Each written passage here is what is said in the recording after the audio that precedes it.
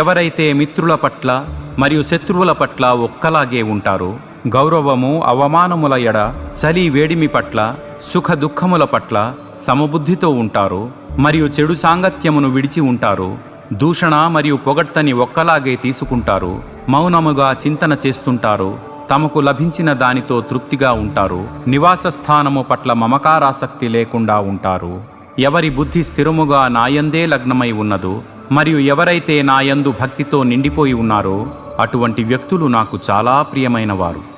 ఎవరైతే ఇక్కడ ప్రకటించబడిన ఈ జ్ఞానామృతమును గౌరవించి నాపై విశ్వాసముతో మరియు నేనే పరమ లక్ష్యముగా భక్తితో ఉంటారో వారు నాకు అత్యంత ప్రియమైన వారు. ఇది ఉపనిషత్తుల సారాంశము, బ్రహ్మ విద్య, యోగశాస్త్రము, శ్రీకృష్ణార్జున సంవాదము అయిన శ్రీమద్ భగవద్గీతలోని భక్తియోగము అను 12వ అధ్యాయము.